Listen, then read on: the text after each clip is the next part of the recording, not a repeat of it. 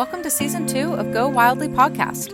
We are Emily and Heather, two childhood friends who carry a mic into wild places like rivers, trails, and forests, with wild people to host raw, honest conversations about adventure, healing, identity, and the transformative power of nature. In this season, we're centering the voices of people who call Southern Oregon home. Outdoor enthusiasts and outdoor professionals whose lives have been shaped, changed, or are continually influenced by time outside. Come along as together we go wildly. Okay, perfect. Perfect. Hi, good morning. We are here for the Go Wildly podcast today on the Rogue River with Nicole Smedegaard.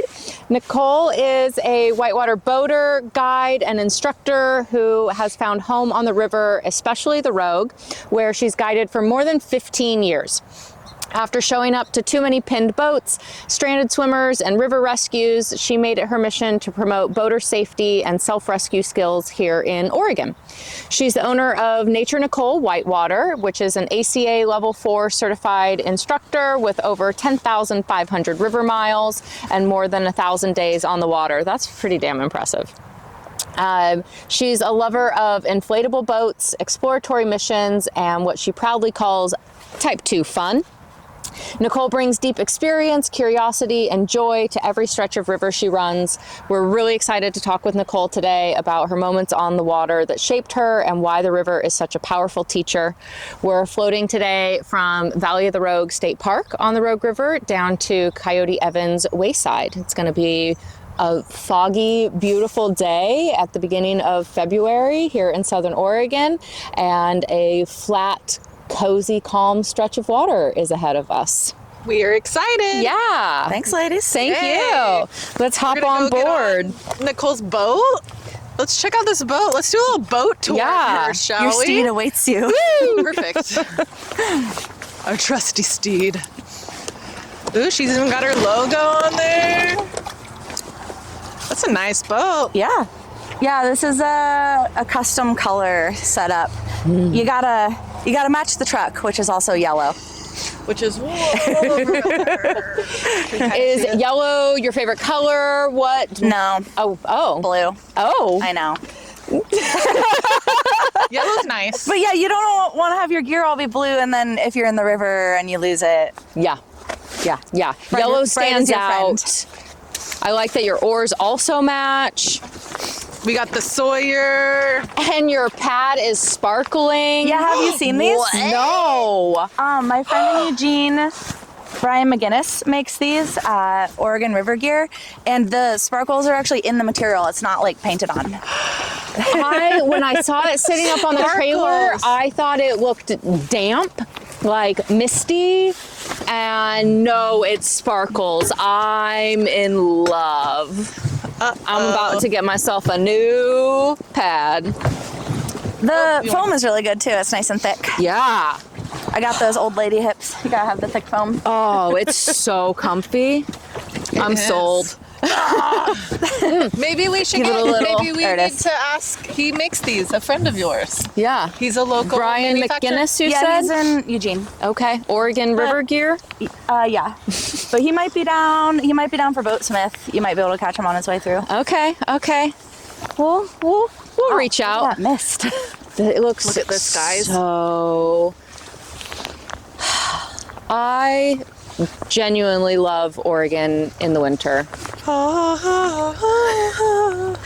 Yeah, it's funny Careful, we when might have people- trademark issues with that. Oh, When people are like boating season in December and January, I'm like, yes, Yeah. that is the season. Yeah. Believe it or not. As soon as I only got a dry suit, maybe my dad was still alive. So 4 years ago, Game changer. almost 4 years ago. Yeah, I was totally a fair weather boater before that. And now I'm like, Who yeah, I cares? can go. I'll go. Have dry suit. We'll travel. Yeah. I'll hit it. hit it. Thank you. Quit it. Oh, it's I'm just here gorgeous. for the vibes. I was just thinking, I'm like, maybe I should read an intro every now and then. Yeah. Sorry, guys. I did it all last season. You're going to see Emily on this season. I'm the star of this season. Yep. So that roof is Season. covered in moss. Those windows are covered in aluminum foil. Aluminium. What is happening here? These are, wow, look at these houses, guys. Yeah, I've never I've never floated this section. You haven't either, except maybe in an inner tube? I was probably in middle school, and I was on an inner tube, and it was like 115 degrees out, and we did this section. Wow. Yeah. Awesome. So does that mean you grew up here? Tell us a bit about who you are and where you came from, and how you ended up at this stage of your life. I don't know how I got here. Here I am. The short version is that I'm from Rogue River, the town of. Cool. I think it's funny though when people ask me where I'm from and I say Rogue River and they laugh because as a river guide they assume I'm making a joke about living on the river, which I also do. In the summer I live on the lower Rogue, but I spent about 15 years in Eugene and I was doing guiding on the Rogue, so I'd commute down here in the summer, and then I was teaching. Okay. So teaching river environmental education. Okay, cool. I decided to come back during COVID. My family moved to Bellingham, and so my childhood home was open, but like in disrepair. And I was like, well, I'll just needed a new roof and fix it. Oh, it needed so much things. Yes, all of the things: new bathrooms, new roof, new landscaping, new porch. Like the work of like going onto 8 acres with a 1973 double wide. You're like, okay. Wow. This is a thing. Yeah. But yeah, it's mostly fixed up now. And so I've been back in Rogue River for like since 2019-ish, 2020. Yeah. And it's been great to be closer to work. I can, Did you come back, in 30 minutes. like you said, 2019, 2020, was that before COVID or did COVID It was like really kind of during. you? Like I made the decision to come and then it was sort of a slow transition, but yeah. Okay. For actual COVID shutdown, it was kind of an interesting story. I ended up being on the Grand Canyon, and so we launched the day before that shut down, and so there was no one behind us. It was weird. So, but yeah, I got back from that trip, and I was like, time to move. Yeah, going back to the country. Yeah, it's enough city girl for me. Did you feel like, what were the feelings coming back to your hometown as an adult, reintegrating with a familiar but now like distant community? Yeah, that's a fun question. When I was in high school, I remember thinking like only losers stay in their hometown and like I gotta get out of here, right? And I was like, oh, that's a very Southern Oregon to offer. vibe, yeah. And then I came back and I was like, wait, I'm closer to all my favorite rivers. There's such a great paddling and outdoor community, and I don't have traffic. And this is actually my eco region. Like I'm familiar with all the plants and the geology. And so, yeah, it just felt like really comfortable to come back. Nostalgia. Yeah. And I think, if you weren't a river person, though, Southern Oregon might be not as desirable because, like, look at this year, we don't even have any snow. Yeah. Right? So if you're like a snow person, you're like, ooh. But, yeah, if you like the liquid version of water. I think hiking, too, and there's a lot of mountain biking. If you like Poison Oak. Yeah. Yeah. I don't mind it. I don't get it. What? Yeah. Superpower. Lucky one. Well, let me say I've never gotten it, but I don't know if I've never been like, let's test this theory. You've never been like, let's hold it in my teeth and run around. Yeah, no. Or let me dive through these bushes. But the weird thing about poison oak, what I understand of it, I'm highly allergic to it, is that it's one thing that the more you're exposed to it, the lower your tolerance becomes, whereas some other allergens, if you're exposed to it more and more, your body will build up an endurance to it. Poison oak, you get weaker. I feel like it was maybe an evolution because my dad is not allergic to it, okay, so he's not allergic to it, but he grew up drinking goat milk that they were eating the poison oak. But then somehow I'm like, that had to have passed to me. But then you think about that and you're like, no, it didn't. You weren't nursing off of him. Right, exactly. But I also think that maybe observation. I also think that maybe just hit that gene of whatever that allowed him to become immune to it through the goat's milk. Maybe that is just we're not as allergic to it just in our genetics. Yeah. So. Yeah, you did still you acquire won the genetic lottery then. Yeah. For being in Southern Oregon. Yeah. Poison oak for sure. Yeah, I'm very jealous of that. It does influence our function and our hikeability when we're looking for sites to record podcasts and just to like, live. I have to be very cautious about where we go, and then I have a very like, don't touch me, don't hug me, no dogs. She like has alcohol wipes. Yeah, I keep alcohol wipes in my car to. That's brutal. Yeah. Yeah, it's pretty bad. Yeah, I like change my clothes as quick as possible. I think people are the only ones that get it. Like animals don't get it. Yeah, they can carry the oils, but they don't get it on their skin. Yeah, luckies. Yeah. What did outdoor life look like for you growing up in Rogue River? Did you find the outdoors? How'd you find the outdoors? I'd say just being like a bored and lonely child and having the outdoors on the property. You know, there's some woods behind where I live, and I'd trespass on all the neighbors' woods too. Yes. Yep, me too. So yeah, just having like the early childhood creativity to be like, okay, well, these rocks and sticks are my toys, and watching the wildlife are my friends. And I think now, you know, that kind of parenting is maybe frowned on, but when I grew up in the 80s and 90s, it was like free range children was like normal. Yeah. And so I think I've always had a lot of comfort in nature. Like I was never afraid of the dark as a little kid until, this is actually a good story, until my dad scared me. I was late coming home from my friend's house through the woods. It's probably like a 1/4-mile walk. And he hid behind a tree and like made leaf crunching sounds and like pretended to be an animal chasing me. I got so scared and I like ran for my life. And then after that, I had like, fear. Okay, I have a little fear now. But yeah, I've definitely always been comfortable in wild places. But are you an only child? sort of. Okay. Yeah, my brother has Down syndrome and autism. He's nonverbal, so like he wasn't like a play companion. Yeah. But the other thing is my dad had a jet boat, right? And there was a dam. So Savage Rapids Dam created a reservoir just below where the bridge is, where we're going to take out today. So we do that thing where you like get in the inner tube and the jet boat goes in donuts and you like fly off the inner tube, like on the wake that it makes. So I was one of those kids that did the motor boating sports, but I never went rafting until after college. Oh, interesting. Wow. How'd you find rafting? I followed a boy. Classic.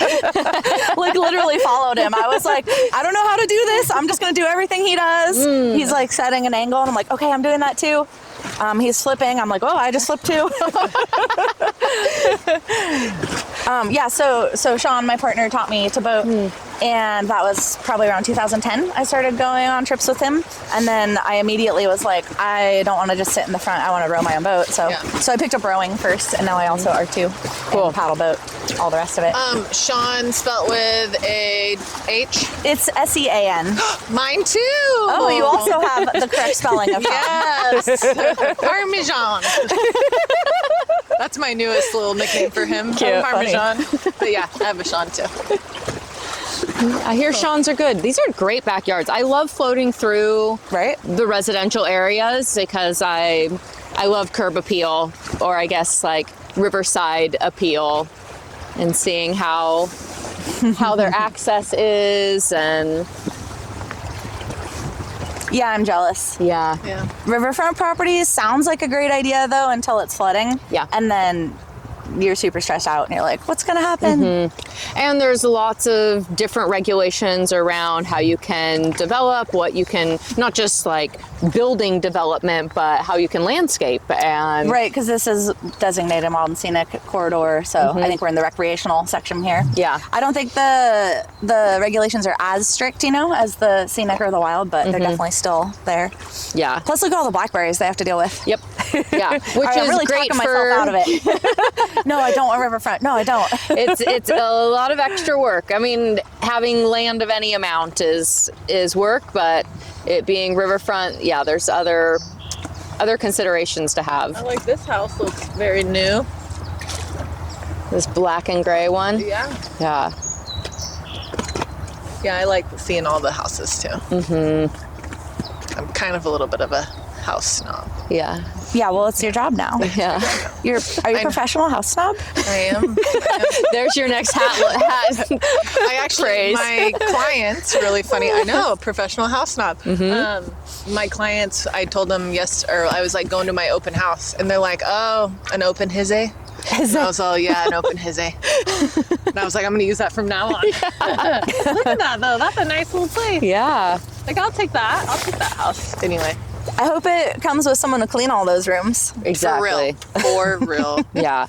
That I want house a cleaners are a essential job. essential job. It is a luxury and also a necessity, and we do not have enough of them Saves in this marriages. area. Yeah. For real. Yeah. You don't need counseling. You need a house cleaner. Yes. Dude, I feel like that all the 100%. time. We Yeah. just in the car, I was having a conversation about a disagreement I had with my partner around the house cleanliness. I'm a semi-retired house cleaner. Okay. And that's how many of my clients came to me, was the wife saying, I'm done. we need this. Like, Yeah. I is finally got him to agree to give it a try, and it's saved their relationship, gave them time and space to relax and breathe and take pressure off of each other, and like take trips without the cleanliness of the house being a stressful component. And yeah, all of my clients have been like, thank you. I'm actually the opposite of a dirt bag. I like a very clean house. Are you a type A? Oh yeah, Yeah, 100%. I'm a type B for sure. Does all your Terry? gear have a place? The type B terraid. Yeah. Of course it does. Everything goes back right where you took it from, and Yes. labeled? No. Okay. Is your partner also a type A? I think that's good though. I think if people are too similar, then there can be a clash there. Yes, absolutely. Yeah. I agree. Yeah. So you guys have been together for a really long time. Mm-hmm. Wow. Since 2010, I think. Wow. Ish. Are you married, or are you just... I'm actually anti-marriage. I know that sounds weird, but like I don't have a reason to. Like I don't have kids. I don't need it for taxes or healthcare. Yeah. I don't need a certificate from somebody else to tell me what I'm doing. Yeah, for sure. Yeah, I think maybe that's like a sentiment of my generation and of people with divorced parents too. You're like, well, I saw how that worked out for other folks. I don't really need to do that. Yeah, but I guess 15 or 16 years together. Nice. I can Wonderful. relate to that. And he's very only much. been mad at me one time. Wow. Oh, where'd you find this guy? Yeah. What's the secret? I know. You gotta always be right. But like actually though, not just say that you are. Yeah. I missed the water fill-up spot at Nankoweap. I was lead boat and I went past it. He was dehydrated. He got mad. That's like a hangry situation. Yeah. But like with water. Yeah. It's true. I really wanted my water. A thangry. Thirsty, angry. Yeah. I mean, hey, could be definitely a thing. Hey, Wildly Wonders, quick pause here. If you spend time on rivers, guiding, rowing, kayaking, this one's for you. Nicole is hosting a Whitewater Rescue Technician Pro course through Rescue 3 International, happening April 27th to 29th in Southern Oregon. It's a 3-day professional rescue course covering advanced techniques and night rescue considerations. The course is normally $345, but Nicole is offering Go Wildly listeners a $45 off code using WILDLY. If you're driving or on the trail right now, just remember that word, WILDLY, and that will bring the course down to $300. You can register at www.naturenicolewhitewater.com. There's only 12 spots open for this course, and it is intended for guides, river professionals, field staff, or individuals with prior swiftwater rescue training. So head over to naturenicolewhitewater.com, get registered, and go learn from one of the best in our area. All right, back to Nicole's story. So since being outdoors is your profession, Right. What does it look like for you recreation? Ooh, there's great blue hair and just kind of lounging on the shore there, I think, tucked down. What does it look like recreationally for you? Well, I am almost 100% addicted to whitewater. Where like to the point that skiing, mountain biking, backpacking have all sort of fallen to the wayside. It's like, so at this point, unless I'm backpacking in to go boating, I'm like not really backpacking. So yeah, it's taken An over. obsession. It's taken over my life, and I work on the road, overnight 4-day trips, but then pretty much have like November through April to myself, and so I'll like to go do something international boating, or I'll just hang out here and hit all the runs that are storm fed. So yeah, I pretty much go private boating every weekend. Awesome. And then sometimes during the work week. But I've set up my business to be shoulder season and allow me to take the winter off, because I got to do something. I can't just guide in the summer and then have all winter off. I like to be busy and need the extra income. So yeah, springtime, do some rowing instruction, some swiftwater rescues, and it's hard because spring is so busy, because that's also when all the good whitewater is running. You know, we'll go down to the salmon in California and go out and hit any of the coastal stuff like the Smith. And I think that I've found getting busy recently that I actually have to just schedule a weekend or 4 days. It's like, these are for the Illinois or the Chetco or the Cal Salmon. These are not for my clients. People are like, can you schedule me for like Memorial Day? And I'm like, no, That's private boating time. I'm busy. But actually this Memorial Day, I did give it away. I've got people coming from the East Coast, and they're kayakers, and they're going to train to row a loaded gear boat because they got a Grand Canyon permit. Cool. Yeah. Very cool. The overnight multi-day trips that you do on the Rogue, they're through your own outfit? I work for Oars. Okay, cool. Yeah. And I've been at Oars since 2012, so this will be my 15th season or something like that. Awesome. Most people don't last that long. Yeah. I like to tell everybody, I'm like, they fire me every year and I just show up anyway. I'm like, I'm here. Can't get rid of me. You need people, right? Yeah. And when you know what you're doing, it's hard to say no.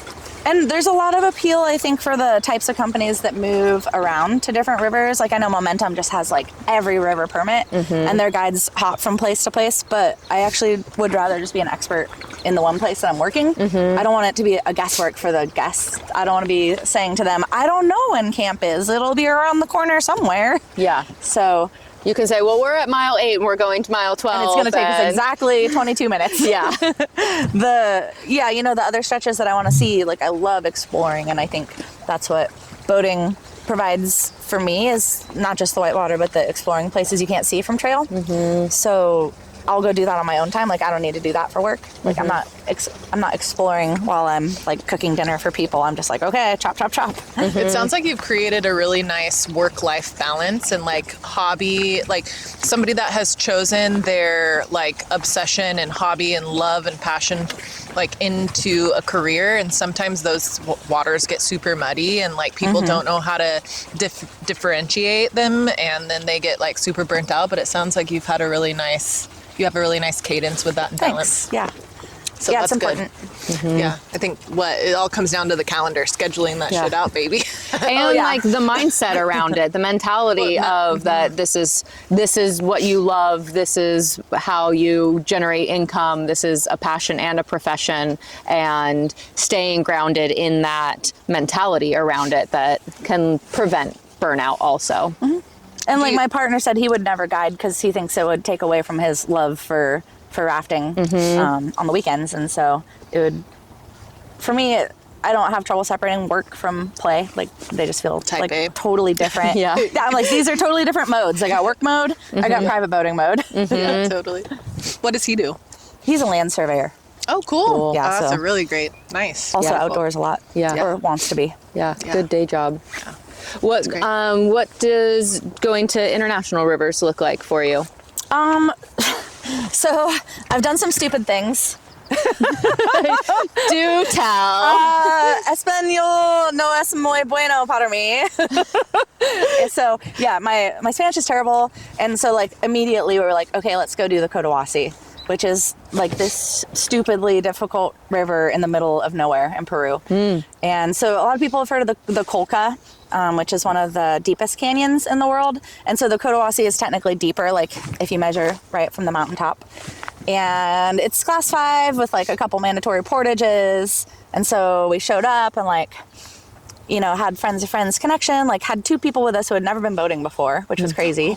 And so to get ready, we like took them down some runs that were also maybe inappropriate, like the Crooked at 3,500 CFS. Wow. But yeah, it was good training for the Cotahuasi because we get there and it's like high water, the boats are too narrow, the frames are too wide, we're overloaded. One of the people gets sick like immediately, like the 300-pound guy who's rowing a boat is like green and vomiting. I'm like, oh boy. Oh no. Yeah. So, but all in all, we came out with, minimum harm done. Like, I ended up with a pretty good injury on my sacrum from getting crushed under the boat swimming. And then, yeah, everyone on the trip ended up getting sick except me.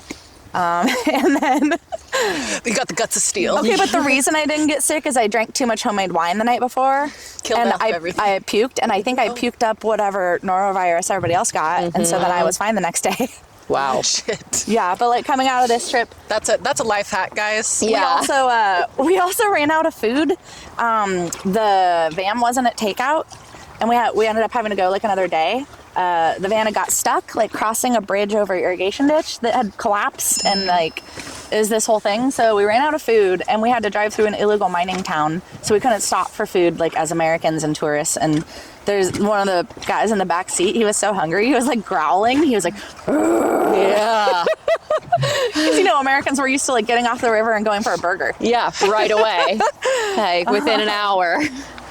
Yeah, so that was everybody. a wild trip, like pretty. I think it was 2017, and so I had many some days was that experience. trip? But, well, it was supposed to be 5, but it ended up Okay. being 6. Okay. Yeah, and then while we were in Peru, we also did like the Rio Chili and the Urubamba, which flows out of the Sacred Valley. I did not go to Machu Picchu. I'm saving it for When when in I'm old. Rome, Yeah. when in Rome, you gotta do Yeah. it all. Yeah. And then the other trips we did, I did an Ecuador trip, and I did a British Columbia trip. Went and saw the Chilcotin Fraser. Similar sort of mishaps, like spent a day lost in a Canadian tree farm. trying to find pudding. We figured it out eventually. So yeah, my international trips are like, I'm like, hey, let's take something that's stupidly logistically challenging and figure out the logistics, because I like to problem solve. And then we get there and it's usually fun with, some mishaps along the way. And I think, the Patagonia trip was the only one I've had that went really smooth, and that's because I went with an outfitter. Okay. Oars is partners with BOBO Expeditions, and so they, BOBO Patagonia let me come as a guest guide.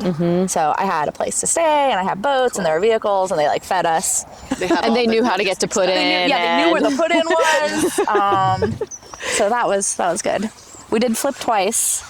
I was riding with one of the new trainees, and it was a great practice. I was reminded of what it's like to flip in a full-size raft on very large whitewater. I was like, oh yeah, you gotta do something. You're not just gonna flush into an eddy. Because on the road, all the rapids end in big eddies. And I don't even put on oar leashes because I'm like, oh, it'll be in the eddy if I lose it. Yeah. Yeah. That's a good lesson to learn the hard way, but with a positive outcome. And my dad always used to say, if I would flip, okay, it's okay that you flipped, but now how do you recover?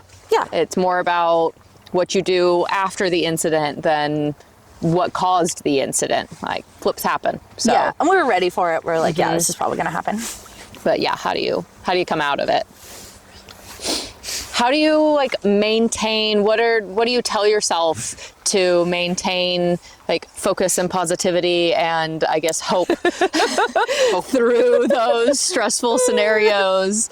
And kind of you just gotta laugh through it. But do you ever find yourself severely stressed? Sure. And Yeah, so this is actually a great question because one of the best things about whitewater is that it has taught me self-confidence, and the things that you think are scary when you're a college student, you're oh my God, public speaking is scary.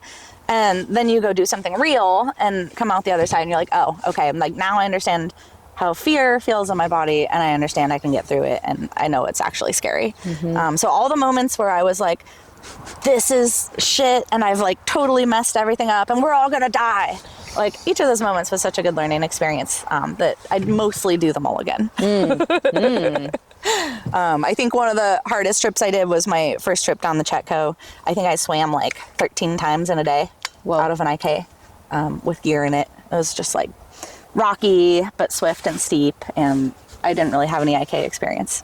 Let's just go. So there's that. And then the hike in is such that when you get to the river, your legs are made of rubber and you can't take another step. And you're like, thank God we're paddling the rest of this trip, because if I had to walk another step, like I couldn't do it. And yeah, those physical challenges are good because it gives you no choice but to have your mental game step in. You're like, okay, my body's giving up on me. My mind is the only thing I have left. It's going to have to kick into gear. Yeah, for sure. And when you tell yourself you can do it, sometimes your body finds a little extra gas in it too. Yeah. I remember the first time I rode the Grand Canyon and standing at House Rock, I think it is. It's like one of the first bigger rapids. And I had like what I affectionately call wet noodle arms from the adrenaline. I was so scared. And I wasn't telling myself I could do it. I was like, I'm going to flip. This is so scary. What have I got myself into? But then the feeling when you come out the other side and you did it, you're like, okay. Well, okay, mostly the boat did it, actually. Yeah. But I didn't. The river did it. I didn't fall out, so it counts for something. Yep. I had that same feeling above lava of just like, what? I can't do this. What are you expecting of me? And then every other boat went and said, bye, Emily. And I was like, Your turn. Oh, fuck. Okay, well, I guess I'm doing this. And then I did it. Then you did it. And when I got a cat boat, I would just tell myself, the boat can do it. Your job is to not fall out. Yeah. Because, yeah, that boat will go through anything. Game changer. Cat boat and dry suit. If anybody wants to level up their whitewater game, those two things will set you ahead like a whole class skill set further. Yeah. Great advice for people wanting to get into boating. What would you say to people who are just starting out, and also those who want to step it up a notch? I think that it's considered a legacy sport, right? So, I mean, pretty much anyone can go buy like a paddleboard and go to a lake, but when you start doing rapids, there's so much dynamic environment involved that you really want to have someone who knows the run or has the skills to show you down. So I think about it like finding a mentor, essentially. So I'd say if you want to really step up your game and get out there on some harder stuff, that finding the group who has the same risk tolerance as you and the mentor or leader who has the appropriate skill set to put together the trip and to make sure that everyone in the group is like an appropriate level for doing that trip, and then to have your back and to not be afraid to tell your mentor, hey, like, I'm nervous today. This is my first time doing this run. Keep an eye on me. Like, put me in the middle, right? Like, I might swim. And I think a lot of people don't have that when they first start. What happens is someone who's much more skilled just like takes off in the front and leaves the new person behind. And so having the relationship ahead of time so that they're looking out for you instead of just showing up and being sort of a glommer, and then they're like, well, I don't know who this guy is, let's just go, and like no one knows that you're new and that you're scared. So yeah, you need that safety network. And I do find that women boaters need it emotionally in a way earlier and more frequently. I think that just jumping into a group of people you don't know and you don't know their risk tolerance is like something that most female boaters I know would never do. They'd be like, no, I need at least one person who I know is like my buddy system and is looking out for me and has my best interest in mind and isn't going to sandbag me. I've sandbagged some people, but it was not intentionally. And so this is coming from experience of kind of do as I say, not as I've done, learning from past mistakes. The river is the best teacher.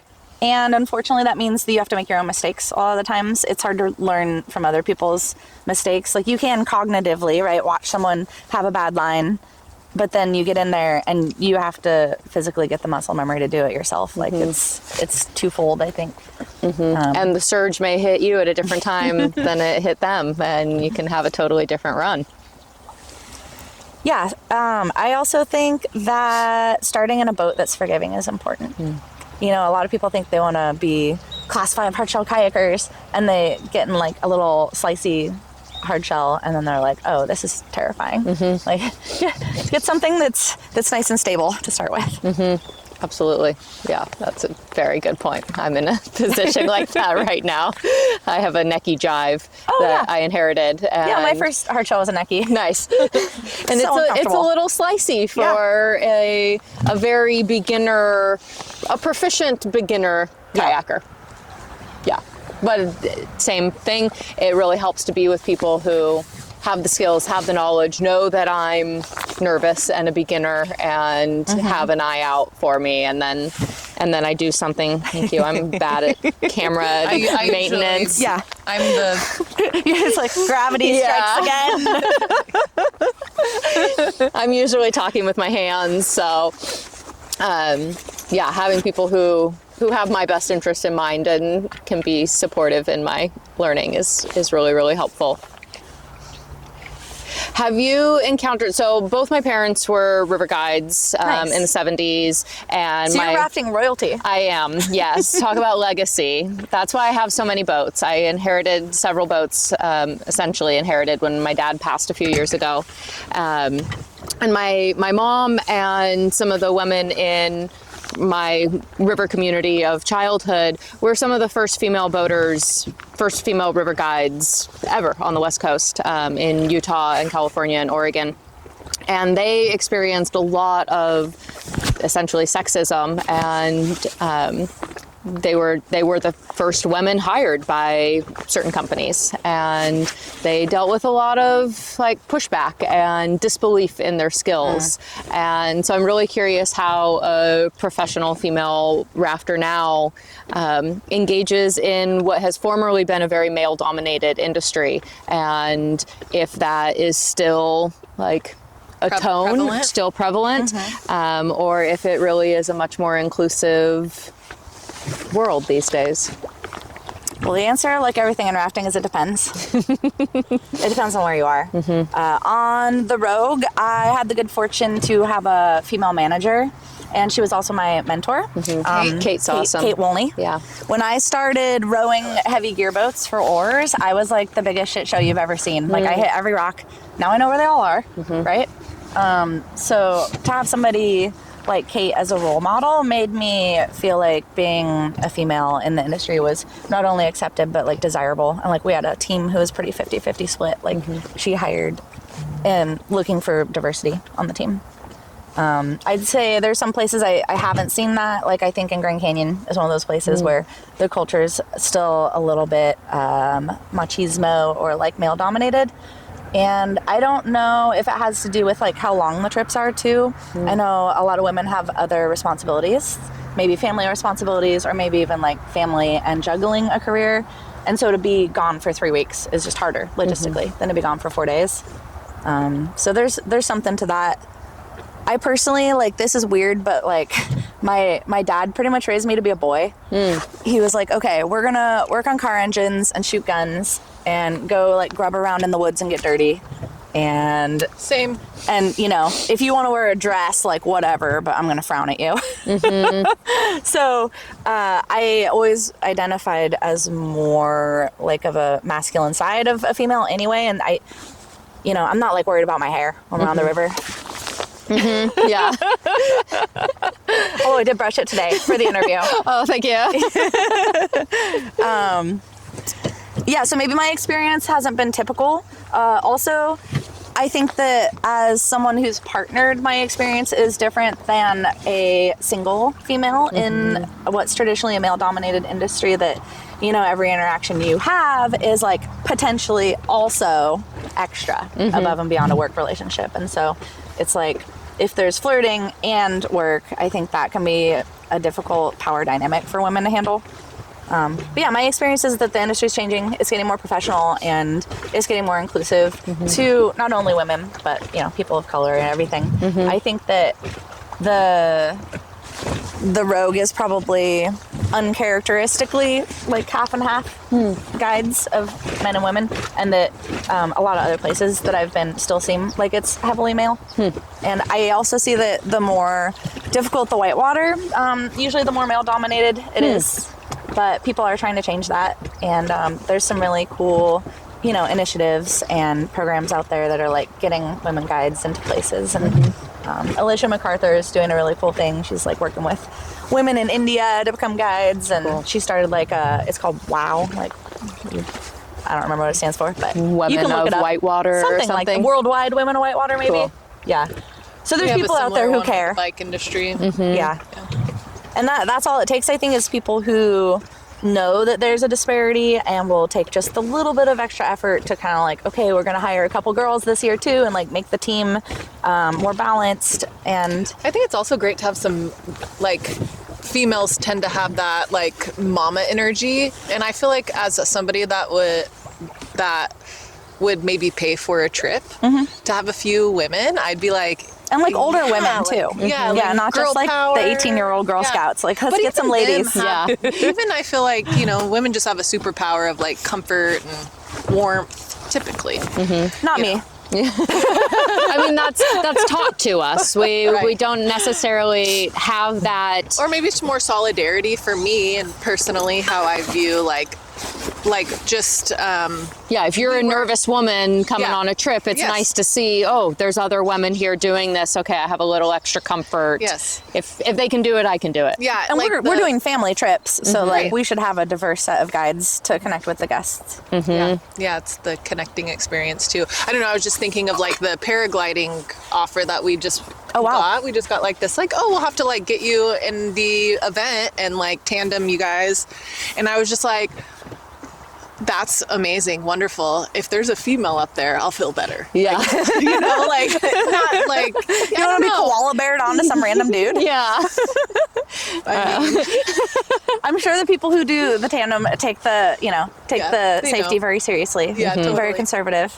Yeah. I just love seeing women in male-dominated sports. That's like we have a lack of. I'm primarily in like the mountain biking world here, and we just have a lack of females that want to do it or scared. And I've been trying to kind of loosely cultivate some. I started this like little group called Send Her, and it's just like trying to get that's people such a good name. trying to get women and to feel more comfortable and maybe put on some clinics. It got paused when I found out I was pregnant with my last child, but I'd like to get that started back up. Anyway. I love seeing it, and because it's so male dominated, and like the gals that even ride hard don't always like to ride with the dudes. Like I see that all the time. They're like, well, I ride mountain bikes and like I'm pretty good, but there's just a different vibe when you're going out with the girls versus a girl also riding in the guys group, which I tend to do a lot because I'm usually the only female. Yeah. Yeah. The ladies' swiftwater rescue classes are 100% hands down the most fun. I don't know. There's something about getting everyone together. They just get like a little feral, Yeah. Yeah. Like you feel like you're in a comfortable space. You can actually be yourself. Yeah, you don't have to put on a show or dim or mask for the men or what the men or be the worried men about take your up the questions. space. Yeah. Yep. People are so worried about, I don't want to make a dumb question. It's like, just ask it. Everybody's thinking the same thing. Yeah. Yeah. And by asking that, you've given the permission for everybody else to relax a little bit and ask what they might think is their dumb question. Yeah.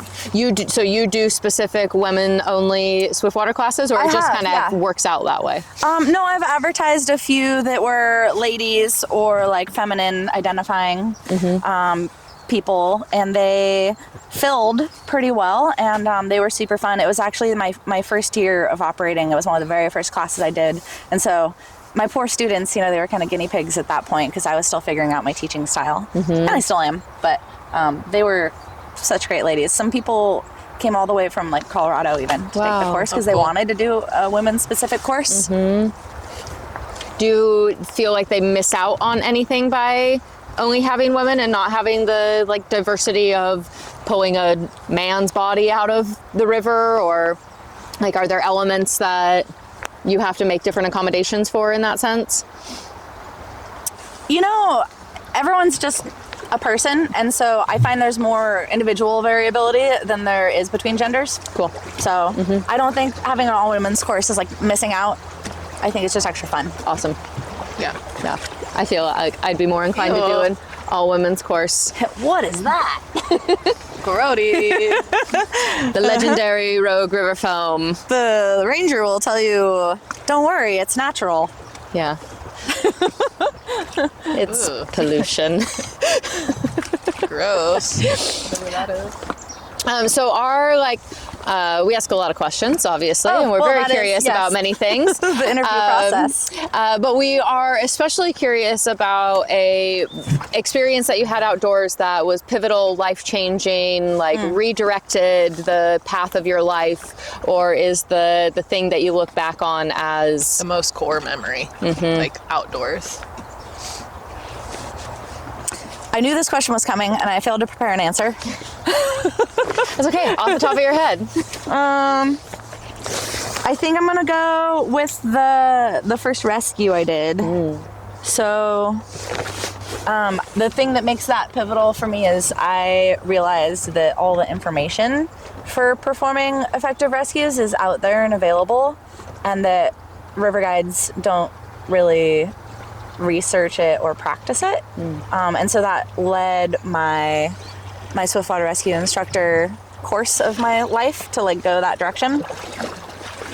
So the rescue I'm thinking of is I was probably a 2nd year, 3rd year guide or something on the Rogue, and we came up to a wrapped raft at Blossom. And they're wrapped in a way that we can't go downstream. Their boat is blocking the channel. So we have to help them. Also, of course, we want to help them. And I sort of looked around and I was like, okay, who's gonna go unwrap this boat? And I was like, oh shit, it's me. No one else here knows what to do. You had the most experience. I did, because I was there the longest and I had taken a swiftwater rescue course as a student, which, by the way, terrified me. My first course I took, I thought I was gonna drown. It was terrifying. And so I don't wanna give that experience to other people. Ever. Did you feel that way because of the instruction, or just... It was the Tuolumne at 7,000, Okay, and yeah. we were flipping rafts on accident, and the instruction also. Yeah. But yeah, Fair. it was not a great first intro to swimming rapids environment, let's say. So we roll up on this rapid Blossom, and it's this old Avon bucket boat, and the guy rowing it has a couple teenagers in the boat with him, and they're all standing on the rock, and they have a hard shell kayak that they have attached a rope to and thrown into the river in the current to try to sea anchor themselves off. And I mean, this is it's a 16-foot boat fully full of water, submerged. I was like, I don't think that kayak's gonna do anything. I'm not an expert, but I'm gonna go with that's not the move. So the first thing we did is I was like, okay, as the rescue boss, I'm supposed to stand on shore and big picture everything. But then I was like, well, but wait, no, my team know how to set up a Z-drag. So I have to go actually set up the Z-drag. So I was like, okay, well, whose role is where? And I was trying to figure it out. And I'm asking my team for help. And Were you on the rocks looking at this? yeah, or we're were you standing at coming- the scout. Okay. And we're making a plan. Okay. And so I put our least inexperienced or most inexperienced person on client control, because we have 16 people or whatever that, Excuse me. they're standing on a hot rock in the sun. Excuse me. And then we went out and we decided to prioritize rescuing the kids off the boat. So we took a raft, which I'd seen Kate do this before, and you park the paddle raft in the picture ready below the picket fence, and then you throw a rope up to the people on the wrap, and then they pull the empty boat up to them, and then you can offload into it. So we offloaded the kids and left a guide on the rock to help the guy set an anchor. And the guy was like, I work for Black Diamond, I know how to set an anchor. Well, why haven't you done it yet? And then, the whole series of things was it was fairly embarrassing for me and my team. The guy that I left, my guide, out on the rock to help, he's wearing flip-flops. I'm like, ugh, that's Oh, right in the middle of the story of her first major rescue and the battery dies. But we've trained for this. You're probably listening to this thinking, I want to know how to handle a real river rescue. Then sign up for Nicole's Whitewater Rescue Technician Pro course through Rescue 3 International, happening April 27th through the 29th right here in Southern Oregon. It's really cool because instructor trainer Mark Hurst is traveling in from Finland to evaluate Nicole. So this course is a rare opportunity to train during that assessment and help Nicole become an independent Rescue 3 instructor. Help her, help yourself, help your friends. The 3-day professional training is focused on advanced whitewater rescue techniques and night rescue considerations. It's built for guides, river professionals, and experienced boaters who want to operate at a higher level of safety. Nicole really is the best. After we filmed this episode, Nicole helped play a key role in the successful rescue of Gabriel Vaughn on the Illinois River. Exactly the kind of real-world situation this training prepares people for. There are only 12 seats in this course, and Go Wildly listeners get $45 off. Use the code WILDLY before April 26th to drop the price to just $300. That's basically a buy 2 days, get one free price. You can register at www.naturenicolewhitewater.com. Okay, fresh battery in, hanging on the edge of your seat, back to the show. And we're back on the flip-flop. The flip-flop's on the Rocket Blossom. Do we want to Oh yeah, put out the little viewy thingy. You can see your lovely face. Do you want to adjust this as a little... Can you hold it for a moment? Yeah, so it's like a little... Behind the scenes. Camera maintenance 101. Yeah. Make sure it has battery. Okay. We are wearing flip-flops. Well, we're not wearing flip-flops on the rock. I was not, Blossom, but in someone hindsight, is. I probably shouldn't have left my guide who was wearing flip-flops on the picket fence. And so at some point, right, like the owner of the boat is like head underwater, like on the upstream side of a wrapped boat, like reaching for things to tie the anchor to, and my guide is like holding this guy's ankles. Oh my God. And I was like, this is not good. But now I've taken the kids to shore and I've walked back up and I'm getting like a kayak to go help. So there's like nothing I can do from shore. I'm like, well, that looks terrible, but all right, whatever. What do I know? He's doing the best he can. So then we get in a kayak and I go to the wave rock. It's this beautiful rock shaped like a half moon, and you can actually paddle upstream of it. There's kind of an eddy there, and then you can stand on your kayak and climb into the rock and pull on a Z-drag from there.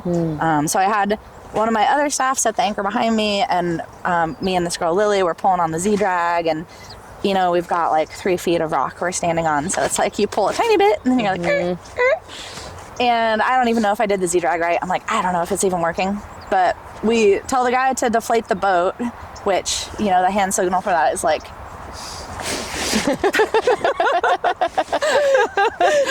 and so he's deflating and the back of it where he anchored it, it starts to roll in, sort of like the Wicked Witch of the West, the like shoe rolling up, and it, as it rolls in, the current grabs the front and it starts to move, and the thing just like skyrockets out of there vertical, hits the current and swings out into the current, nobody on it, and the anchor, as soon as it goes taut, the whole anchor blows out.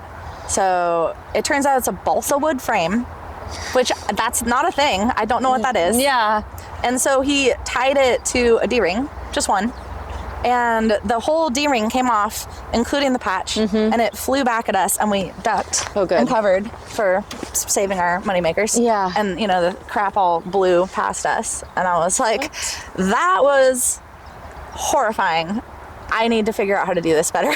Yeah. Because, like, at the time, it was my first rescue, and I was doing the best I could, and I was, like, not thinking about what to do after the rescue. I was like, we got the boat. Uh-oh. How do we get out of here? What? Yeah. And so I think that rescue, I mean, that's not an uncommon rescue on the Rogue as a commercial guide. Like, we see it on low water years multiple times a year. But yeah, that one sort of kicked my butt into gear, and I was like, okay, all the information I needed to know for that is out there. I should have known it. I should have been prepared. And so I went and got prepared. And then now I'm trying to make sure my friends know what to do too, so that they can save me. Right. Yeah. I like to take risks. I like to push it a little. And those people are lucky. There's been people that have lost their lives on Blossom in the same. Yeah, there's sibs similar... in there. The most recent people to lose their lives were mostly out of inflatable kayaks, and so for that reason we don't run inflatable kayaks through the picket fence anymore, because if you don't make the corner and you hit it sideways, there's sibs under there. So industry standard, none of the Rogue outfitters run IKs there anymore. But yeah, I think people's gearboats are commonly just so overloaded that they can't make that cut, even though it'd be quite easy in a boat like this. And so it's also a river that attracts beginners. I think, it's classically overrated. People say the Rogue's a class 4 because it has Mule Creek and Blossom. Mm-hmm. But like if you compare that to any other river in the region, like those wouldn't be 4s, they'd be 3s. Yeah. But the consequences at Blossom are pretty serious. And I think that, everybody has to do it for their first time. Mm-hmm. At some point. Mm-hmm. I rode with my friend actually through her first time through Blossom, and she missed the move, and we went over the picket fence and we went over it. So, but yeah, you're here to tell the tale. It happens. Yeah, it does. Yeah. I think that's probably the most interesting story too, because everybody loves a good carnage, right? Mm-hmm. Mm-hmm. Yeah. And the boat that was wrapped, they were one boat trip. Did they have other people? They had other people, but what had happened is the man who was rowing, it wasn't his boat. His friend had been like, I don't feel comfortable rowing Blossom. And so he had already run his boat through, walked back up and done this boat. And so they had no more boats upstream. Okay. Their whole party was like way down at the bottom. So like not in a good position to help, even if they'd wanted to. And he'd already done it. So theoretically he had experience in doing it, but was also maybe a little tired. He got in a boat that wasn't his boat. That he hadn't been rowing so the whole like, trip. Whoa, what is this? Is that pins and clips? How do I use these? Whatever. Yeah. And it was super overloaded. Classic. He's so lucky that you showed up when you did, and we're able to. I mean, he's alive. His boat's downstream, or I guess his buddy's boat is downstream. Less one D-ring. Yeah. That's $100 patch. Yeah. Awesome. Wow. Yeah, that's a great tale, and what a great way to then develop what has become essentially your career and teaching others to boat safer. I have a confession to make that just hit me because I was thinking about it. I've only done the Lower Rogue fully one time. But I've done from Mariel out a gazillion times. Yeah, she worked at Mariel for that makes a lot of sense. Season or two. Yeah. So we did we'll have to change that. I would like to. Yeah. Yeah, go pre-permit season. I know my friend Crystal is putting together an all-women's pre-season trip in April. I can give you all each other's contact. Maybe. Yeah. That'd be great. We'll try to arrange that. I know that rafting is something that also my Sean, he has expressed want to learn how to be on the oars and navigate a big boat. So I'm hoping that like little fire continues to where we're in a financially good position to like. He could hire Nicole for a rowing clinic, and I do recommend that people don't try to teach their significant other how to row. Yeah, right. no. It quickly escalates into stop telling me what to do. Yeah. You remember that I got divorced. Yeah. Well, I still don't. I don't have a lot of time on the oars. I do have some hours, but not a lot. And so we've talked about doing like a rowing school. And do you want to row a little bit? Takeout's right here at the bridge, but you could hop on for a few minutes.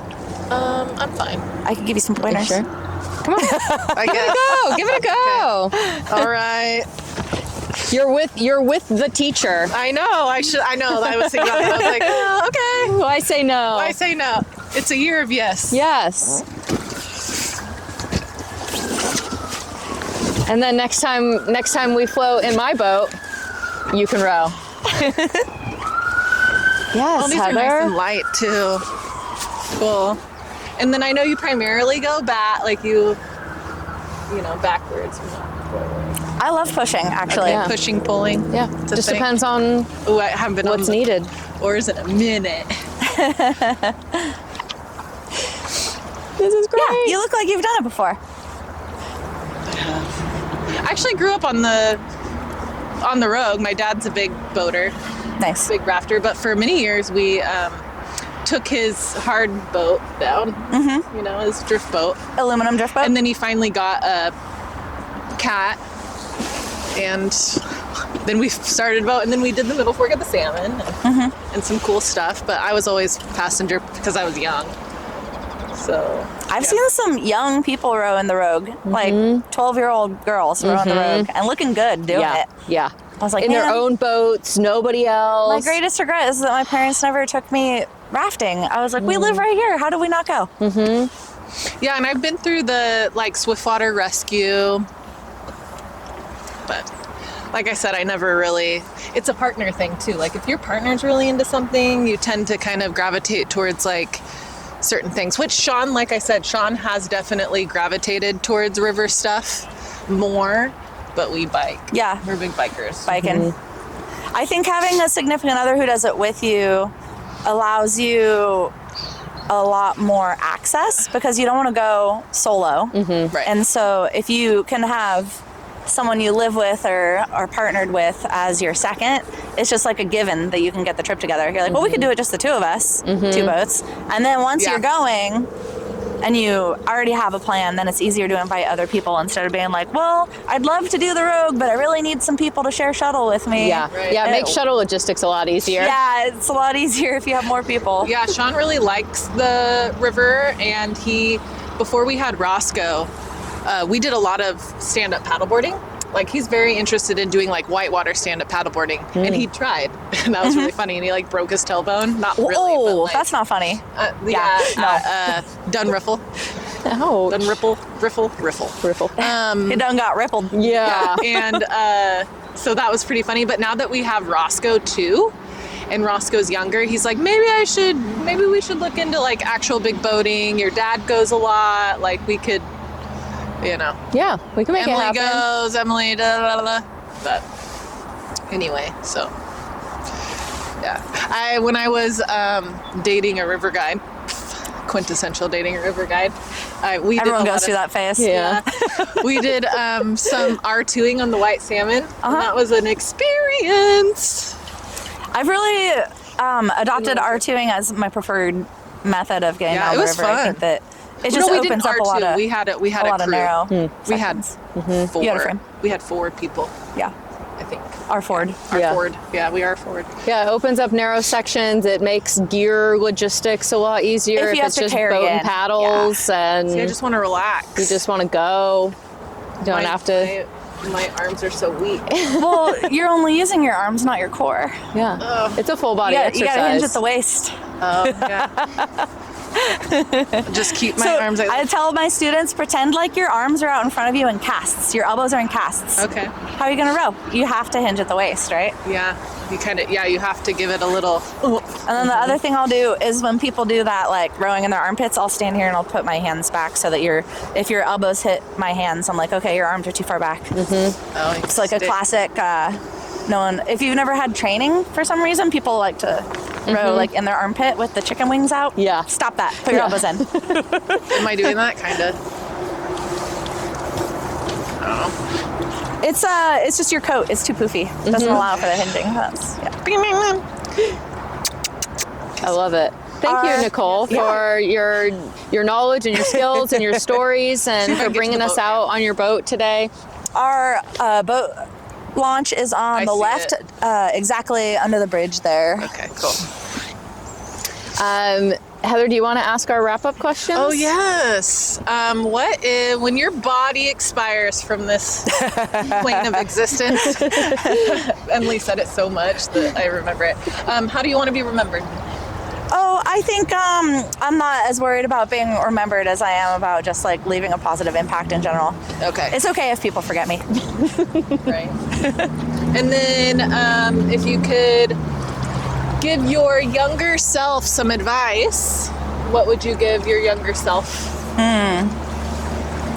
Probably just to be easier on my body. I think as I get older, just all my old injuries are kind of hurting, and I would be more careful and like take it a little slower and try not to beat my back up so much.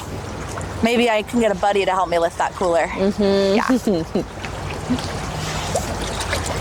And what is your favorite or most used outdoor gear or piece of equipment? Chapstick. Oh, yeah. The dry suit, dude. You gotta have the dry suit. And this setup, I've been really stoked on. I got the Sawyer oars are local. Sotar made me this raft, and then the frame is from Class 5 Adventure Gear in Idaho. Jesse Fisher made it. And so this is so light I can carry it by myself with one arm. Wow. And so I'm so stoked on lightweight. Like, I just want everything to be light enough that I can carry it all solo. I've never seen a frame like this with these kinds of Yeah, so it doesn't need a tool. in order to adjust anything. These just are like a bike seat cool. kind of thing. Wow. And so like this whole oar tower, right, can move back and forth. I love that. I have an NRS frame that, is modular and can move around and make adjustments, but that's special. I'm gonna look I have into that one too. It's just heavy. Yeah. That's why I don't use it. Yeah, feel that. And what is your advice for or recommendations for people getting outdoors in Southern Oregon? I would say start with something close to you that's accessible and build your community. Awesome. Get around here. Good job. Well, this. And if people want to find you and go boating with you or learn from you, how can they find you if you want to be found? I actually have my own website, and bear with me because I'm not a website designer and I made it myself. That's great. There's Yeah. clickable buttons, and my contact info is on there. I put up several courses annually in the spring, which are open to the public, and then I also schedule private did it. courses. Yeah, Good we job. made it. I'm not gonna lie, there was like a time. moment I wasn't sure. I just stayed right there for a minute. Yeah, you were feeling the water. You were right, you I'm were rolling this adjusting up. your angle. Long time. Good job. Heather did it. Way to go. Well, We awesome. survived. Thank you so much, Nicole. We Yeah, really thanks for coming out. appreciate you saying yes to coming out and spending some time outside with us and My sharing pleasure. some of your stories. And y'all Did we know what to forget do. anything? I don't. Well organized interview. Thank you. Good timing. We're like, oh, here's takeout. I like logistics. Yes.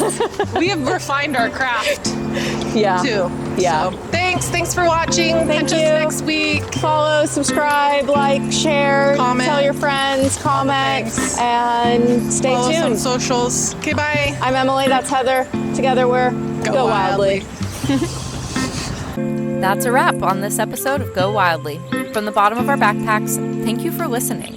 We know you enjoyed the show, so tap follow, tell a friend or two, and leave a quick review if you can. It makes a real difference.